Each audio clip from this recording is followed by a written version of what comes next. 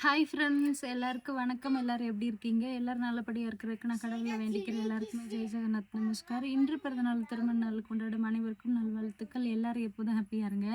இன்றைக்கி என்ன வீடியோ பார்க்க போகிறோம் அப்படின்னா, உண்மையாகவே எனக்கு பழைய சேனல் லாக் ஆனதுலேருந்தும் சரி, இந்த இந்த டைம் பர்த்டேவாக இருக்கட்டும், இல்லை இன்னும் கொஞ்ச நாளுமே எனக்கு டைமே சரியில்லைங்க. நிறைய விஷயம் இருக்குது. எல்லாத்தையும் சொன்னோம் அப்படின்னா நம்ம நம்ம சந்தோஷப்படுறத விட, நம்ம அழுகுறத நெனச்சு சந்தோஷப்படுறவங்க தான் அதிகமா இருக்காங்க. அதனால அவங்களுக்கு அப்படிப்பட்ட சான்ஸ நம்ம குடுக்கவே கூடாது.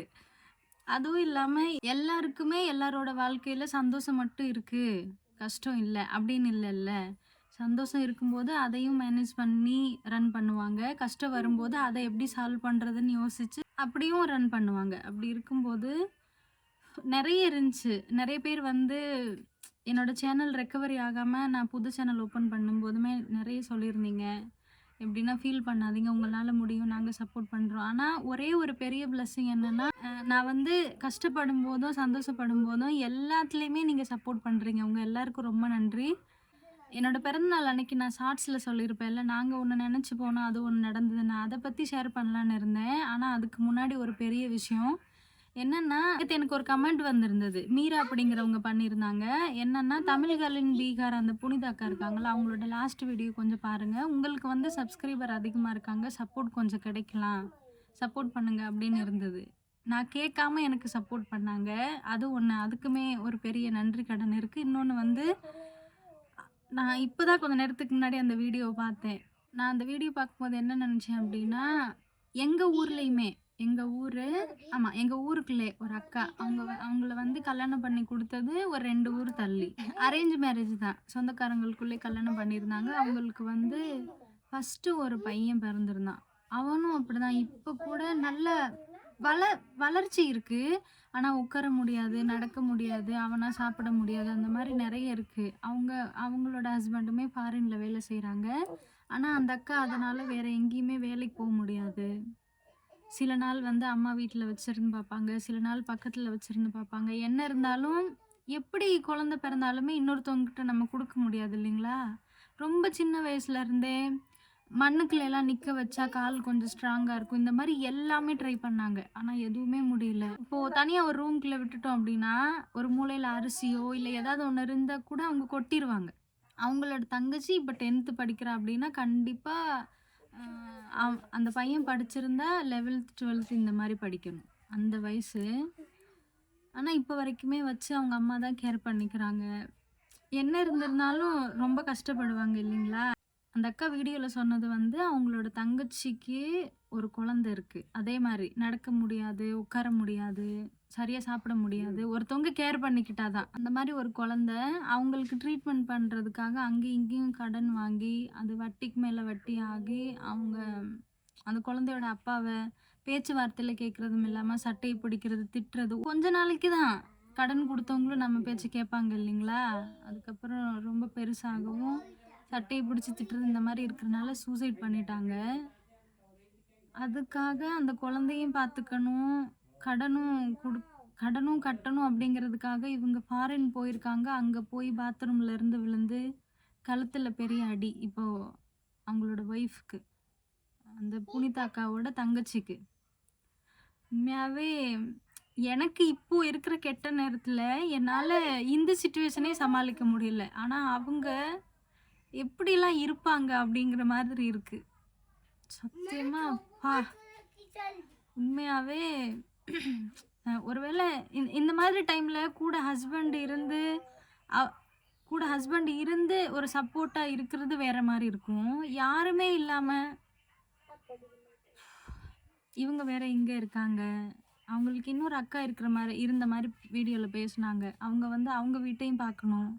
எல்லா நேரமுமே தங்கச்சிய பார்க்க போறேன் அப்படின்னு சொல்லிட்டு இருக்கிற அளவுக்கு பொண்ணுங்களுக்கு கல்யாணம் ஆனதுக்கப்புறம் ஃப்ரீடம் இருக்காது.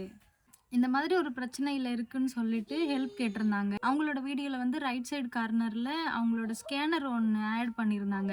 நான் அவங்களுக்கு இப்பதான் கொஞ்ச நேரத்துக்கு முன்னாடி மெசேஜ் பண்ணியிருந்தேன். அவங்க கிட்ட Instagram இருக்கா என்னன்னு எனக்கு உண்மையாவே தெரியாதுங்க. இருந்தது அப்படின்னா எனக்கு ஸ்கேனர சென்ட் பண்ணுங்கன்னு சொல்லியிருக்கேன். ப்ளீஸ் ஃப்ரெண்ட்ஸ், ஒரு வேளை பார்க்காதவங்க போய் பாருங்க. உங்களால முடிஞ்ச ஹெல்ப் பண்ணுங்க. இதுக்காக நாங்க வந்து சும்மா ஹெல்ப் மட்டும் கேட்போம், பண்ண மாட்டோம்லாம் இல்ல. உண்மையாவே நான் ஹெல்ப் பண்ணியிருக்கேன். அத வந்து எல்லாருக்கும் தெரியிற மாரி தான் பண்ணணும்னு இல்லல்ல. அது தெரியிற மாரி பண்ணா, அதுவுமே ஒரு கட்டத்தில பப்ளிசிட்டி ஆகும். அதனால நான் செஞ்சிருக்கேன். நான் ஒரு ஆள் மட்டும் ஹெல்ப் பண்றது அவங்களுக்கு பத்தாதுல்ல. எனக்கும் என்கிட்ட என்கிட்ட சொல்லாமயும் சரி, நான் அவங்க கிட்ட ஹெல்ப் கேட்காமயும் அவங்க ஹெல்ப் பண்ணாங்க. இந்த இந்த வீடியோ நான் அப்லோட் பண்றதுக்குள்ள அவங்க எனக்கு மெசேஜ் பண்ணி ஸ்கேனர் வந்துருச்சு அப்டின்னா, கண்டிப்பா நான் இந்த வீடியோல ஆட் பண்றேன். இல்ல அப்டின்னா, கண்டிப்பா அவங்க எனக்கு ஸ்கேனர் சென்ட் பண்ணதுக்கப்புறம், உங்களுக்கு நான் என்னோட வீடியோல ஷார்ட்ஸ்லயோ இல்ல எப்படியாவது கண்டிப்பா ஆட் பண்றேன். ப்ளீஸ் ஃப்ரெண்ட்ஸ், அந்த குழந்தைங்களுக்காகயாவது எல்லா கடனையும் தீர்க்கிற அளவுக்கு உங்கள்கிட்டயும் பணம் இருக்காது. பார்க்குறவங்க, ஹெல்ப் பண்ணணும்னு விரும்புறவங்க, அந்த குழந்தைக்காவது உங்களால முடிஞ்ச ஹெல்ப்ப பண்ணுங்க. ஏன்னா, கடன் பிரச்சனை அப்படின்னாவே இப்போ இங்க இருக்கிற வீட்ல இல்ல. ஆனா அம்மா வீடு கட்டும்போது அவங்க கிட்ட இருந்த ஜுவல்ஸ் எல்லாம் பேங்க்ல பேங்க்ல வச்சுட்டு, அது மூலியமா தான் அவங்க வீடு கட்டுனாங்க. அம்மாவோட அம்மாவோட தம்பிங்கலாம் ஹெல்ப் பண்ணியிருந்தாங்க. அந்த மாரி அம்மாவுக்கு இன்னுமே மூச்சு திணறல் பிரச்சனை இருக்கு. லோ பிரஷர் இருக்கு. ஆனா, லீவ் எடுக்க மாட்டாங்க. சரியா தூங்கல அப்படின்னாலும் நான் வேலைக்கு போணும்னு ஓடுவாங்க. என்ன பண்றது? அம்மாக்கெல்லாம் மாசம் மாசம் கரெக்ட்டா அவங்களோட அந்த பேங்க் லோன கட்டிறணும். அப்பதான் நிம்மதி. எப்படின்னா நார்மலாவே இருக்க மாட்டாங்க. எப்ப அவங்க கோவப்படுவாங்க, எப்ப வருத்தப்படுவாங்க ஒண்ணுமே தெரியாது. அந்த மாரி இருப்பாங்க. ஒரு பொண்ணா எல்லா நேரத்துலயும் என்னால ஹெல்ப் பண்ண முடியலையாட்டும், எப்பலாம் இங்கேருந்து போறேனோ, அப்ப கொஞ்சம் ஹெல்ப் பண்ணுவேன். அவ்வளோதாங்க. நான் ரொம்ப நான் தான் நல்ல பொண்ணு அப்டின்லாம் சொல்ல விரும்பல. ஓகே ஃப்ரெண்ட்ஸ், உங்களால முடிஞ்ச ஹெல்ப்ப நீங்க செய்யுங்க. பர்த்டே விலாகுக்கு என்னோட பிறந்தநாள் அன்னைக்கு நாங்க எப்போதும் போல ரெடி ஆயி தான் நாங்க இங்கேருந்து கிளம்புனோம். என்னாச்சு அப்டின்னா, எப்போதுமே இங்க பூஜை பண்ணும்போது இதெல்லாம் எத்தன பேர் நம்புறீங்கன்னு தெரியல. தேங்காய் வந்து சரியா உடைஞ்சிருக்கும். உள்ள எந்த பிரச்சனையுமே இருக்காது. ஆனா இந்த தடவ வந்து அழுகிருச்சு. அதுக்கப்புறம் என் ஹஸ்பண்டுக்கு அந்த சனி தோஷம்னு சொல்லுவாங்கல்ல, அது இருக்கு. அது வந்து எனக்கு முன்னாடில இருந்தே தெரியும். யூடியூப் வந்து லாக் ஆகுறதுக்கு முன்னாடில இருந்தே தெரியும். சரியான பரிகாரம் இங்க சொல்றதுக்கும் ஆள் இல்ல. ஸ் ஸ் திங்கள்கிழமை பூஜை பண்ண சொல்லியிருந்தாங்க. ஒரு 4 திங்கள்கிழமை. அந்த பிரச்சனை இருக்கிறவங்க சில நேரம் வீட்ல என்ன நடக்குது, வீட்ல என்ன நம்ம செய்யணும் அப்படிங்கிறதே செய்ய மாட்டாங்க. எவ்வளவோ டைம் சொன்னேன். ஒரு கோவிலுக்கு போ.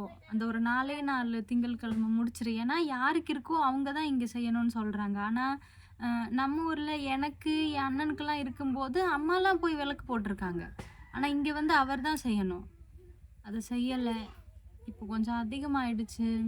வீட்ல பிரச்சனை இருக்கும்னு சொல்றாங்க.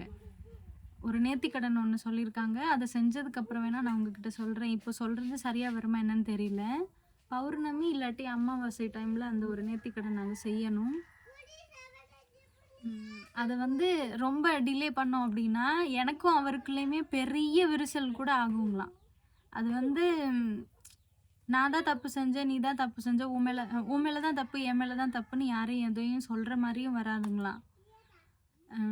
டிலே ஆக ஆக அது அஃபெக்ட் பண்றதுமே என்னால தெரிஞ்சுக்க முடியுது. எப்படின்னா, யூடியூப்காக இல்ல. யூடியூப் லாக் ஆயிடுச்சு அப்படி இல்ல. இப்பயுமே நான் அக்கா வீட்ல இருக்கும்போதும் சரி, இப்ப இங்க வந்ததுக்கு அப்புறமும் சரி, அவரோட சில சேஞ்சஸ்லாம் எனக்கு தெரியுது.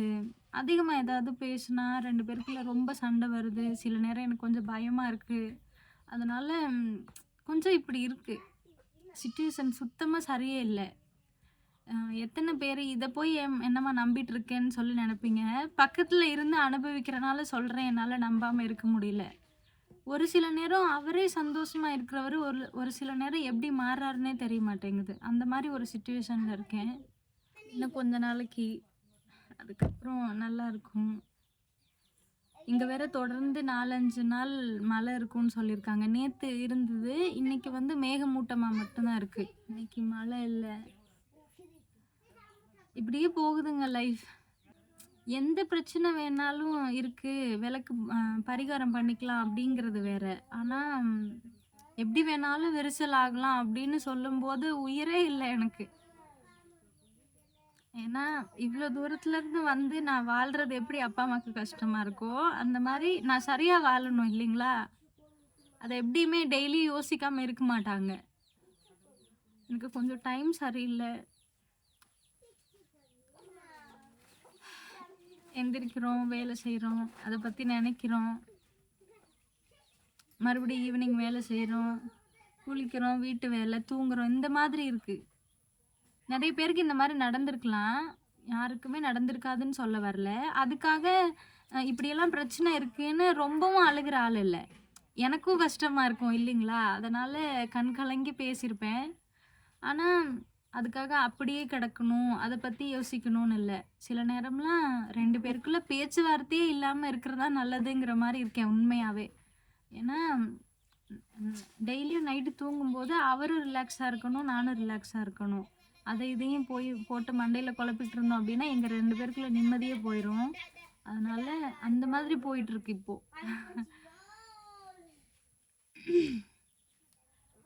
சமாளிக்கணும். இன்னும் கொஞ்ச நாளைக்கு நேர்த்திக்கடன் செய்ய சொன்ன நாளுமே இந்த வாரம் இல்லாட்டி அடுத்த வாரத்துல இருக்கு. அதனால சீக்கிரமாவே முடிச்சுட்டு இதுக்கு ஒரு நல்ல குட் நியூஸ் சொல்றேன். மறுபடியும் சொல்றேன் ஃப்ரெண்ட்ஸ் ப்ளீஸ் நான் அந்த அக்கா கிட்ட பேசிட்டு அவங்க எனக்கு இந்த வீடியோ நான் பப்ளிக் பண்றதுக்குள்ள எனக்கு அந்த ஸ்கேனர் அனுப்பிட்டாங்க அப்படின்னா, நான் இந்த வீடியோல ஆட் பண்றேன். இல்ல அப்படின்னா நான் நெக்ஸ்ட் வீடியோல சொல்றேன். இல்லாட்டி ஷார்ட்ஸ்ல தனியா அப்லோட் பண்றேன். ஒருவேளை நான் சொல்றது பொய்ன்னு நினைச்சீங்க அப்படின்னா, அவங்க விளாக்லயும் செக் பண்ணி பாருங்க. நீங்க குடுக்குற ரூ. 5 ரூ. 10ல அந்த அந்த குழந்தையோட சிரிப்பு, நிம்மதி இருக்கு அப்படின்னா, இத விட ஒரு பெரிய புண்ணியம் வேற எதுவுமே இருக்காது. தெரிஞ்சவங்களுக்கு எவ்ளோ செஞ்சாலும் நம்மள மதிக்க மாட்டாங்க. தெரியாதவங்களுக்கு புண்ணியமா செஞ்சுட்டு கூட போயிரலாம். எனக்கு சில நேரம் அப்படிதான் தோணும். அது சரியா என்னன்னு தெரியல. உண்மையாவே தெரிஞ்சவங்களுக்கு செஞ்சு செஞ்சு நம்ம தப்பான பேர் வாங்குறத விட, தெரியாதவங்களுக்கு எது தேவைப்படுதோ, நம்ம கண் முன்னாடி எப்போ கஷ்டப்படுறாங்களோ, அவங்களுக்கு அப்போ என்ன தேவைன்னு சொல்லி நம்மளால முடிஞ்சத நம்ம செஞ்சுட்டா கூட ஒரு நிம்மதி இருக்கும். எனக்கு எனக்கு தெரிஞ்சத நான் உங்ககிட்ட சொல்லிட்டேன். இதுக்கப்புறம் உங்களோட விருப்பம். ஓகே ஃப்ரெண்ட்ஸ், இன்னைக்கு வீடியோ அவ்வளோதான். இடையில அடிக்கடி வீடியோ அப்லோட் பண்ணாம இருக்கிறது, இந்த மாரி டிலே ஆகுறதுல நான் எப்படி உங்ககிட்ட பேசுறதுன்னே தெரியல. அதனால பேசிட்டேன். ஓகே. உங்களுக்கு பிடிச்சிருந்தது அப்படின்னா கண்டிப்பா சப்போர்ட் பண்ணுங்க. ஓகே, இன்னைக்கு வீடியோ அவ்வளோதான். சப்போஸ் உங்களுக்கு இந்த வீடியோ பிடிச்சிருந்தது அப்படின்னா please like, share then subscribe me guys. Thank you. Bye. நாளைக்கு பார்க்கலாம்.